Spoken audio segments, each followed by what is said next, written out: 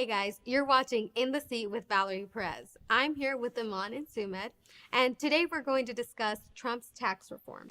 On December 2nd, Republicans and Democrats voted on a new bill, also known as Trump's tax reform. The final vote was 51 to 49, making it a close count. The Senate finalized this bill with an updated version on December 15th.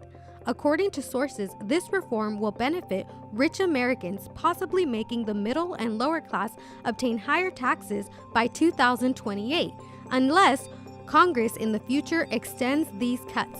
On average, this year, each regular household will get a 2.2% bump, and richer households will receive a 3.3% increase. As of now, more people are benefiting from this tax reform, giving Americans the opportunity to decide what to do with more money. I sat down with two students to discuss this reform and the current political rhetoric. As students, we're so used to living easy, laid-back, chill lives. But ever since the 2016 presidential election, it seems like every conversation ends up going back to politics. What do you guys think? Do you agree? I definitely agree.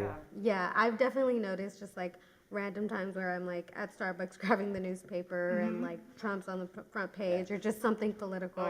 It's like a random spark to have a conversation with a stranger.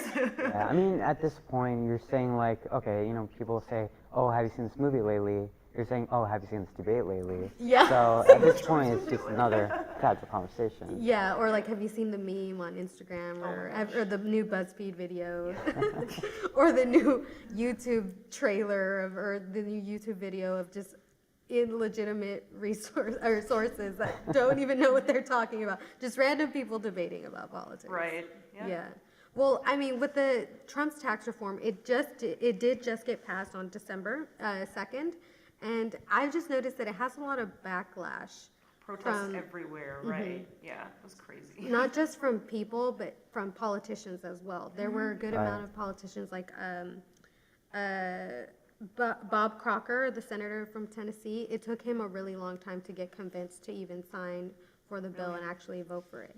So that was one of the things that I noticed, that it's like, even a politician is worried about it and doesn't even want to kind of sign it and has to get other people or other lobbyists to kind of change his mind, do we really want that tax bill to get passed? Well, no, because like, I mean, in any case, you want there to be more money within the government. You want more circulation of the flow of, or you want more flow of money, right?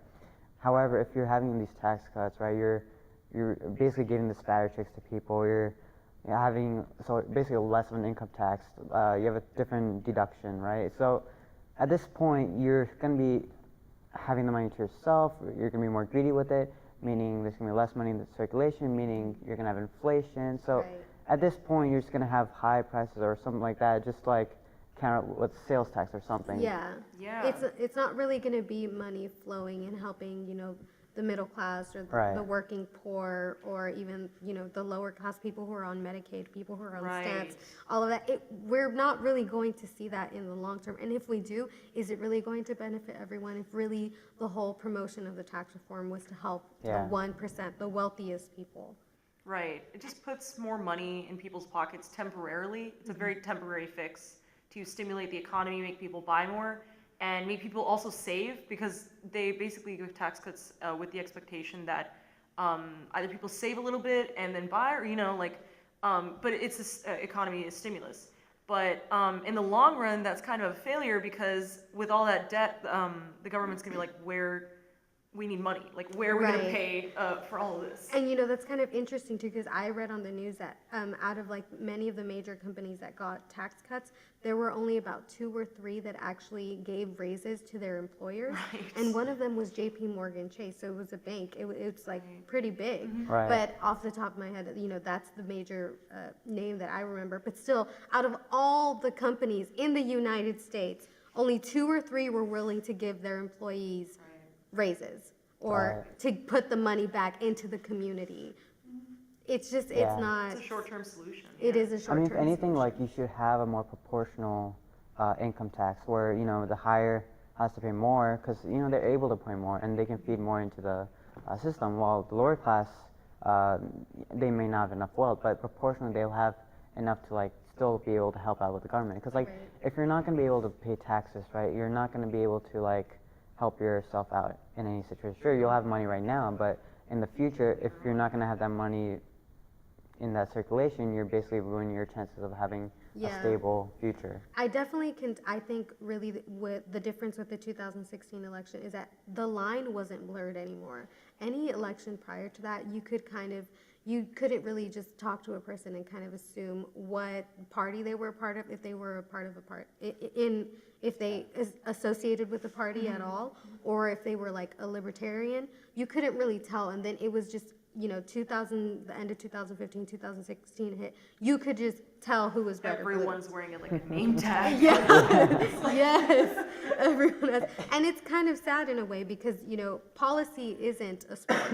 We're not watching football. We're not watching a gonna affect our NASCAR. But lives. it's a game now. Literally, you're on a team. Oh, I'm part of the Republicans team. Oh no, yeah, I'm sorry. I'm going for the Democrats this time. But we're not watching like a NASCAR car race where 9 cars are competing against each other, and then it's like boom, you get hit, you're out. Yeah, it's not. That's not good when you're talking about the economy at all.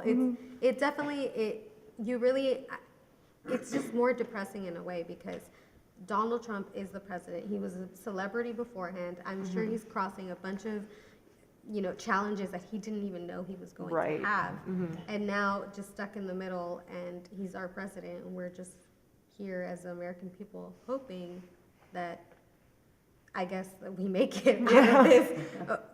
No one wants to experience another recession. I know that for sure. Yeah, I mean, the thing is with our president, we have somebody that has literally been bankrupted himself many times. I mean, like $8 billion. $8 billion in debt. So at this point, people wanted to vote for somebody. Oh, who's a good businessman? He's going to help our economy. Well, I mean, the argument is he's bankrupted most of his stuff. Then how would you expect to trust him with our economy? I think people really fell for the assertiveness, the confidence, like all his claims that he he shouted that we'll build a wall, we'll do this, and so people were like, wow, someone's actually like confident enough to implement policies, and so that was what won people over, and I guess maybe that's not really working out. But in this case, like, we also have Bernie Sanders, right? Bernie Sanders was a very strong politician too. He was very That's bold. true. Yeah. However, the reason why he may not have worked as well as Perez is because he was a bit impractical. Yeah.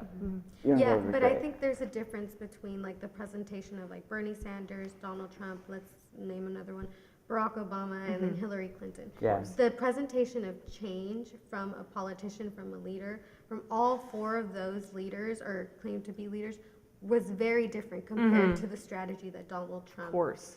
put, or the face that he kind of persuaded in his campaign. It wasn't really like, I'm the man who's going to change for greater good. Right. It's, I'm the man who's going to change for all the other millionaires and billionaires living in the Low-key. United States. But I guess like our general understanding is that we don't really have the trust yet, and it's still too little of time. It's too temporary. It's too temporary for us to really know whether we can trust the reform or all the changes that are going to go about. But thanks for watching, guys. This concludes our episode of In the Seat with Valerie Perez. Be sure to check out our other entertainment videos on our YouTube channel, and we hope to see you next time.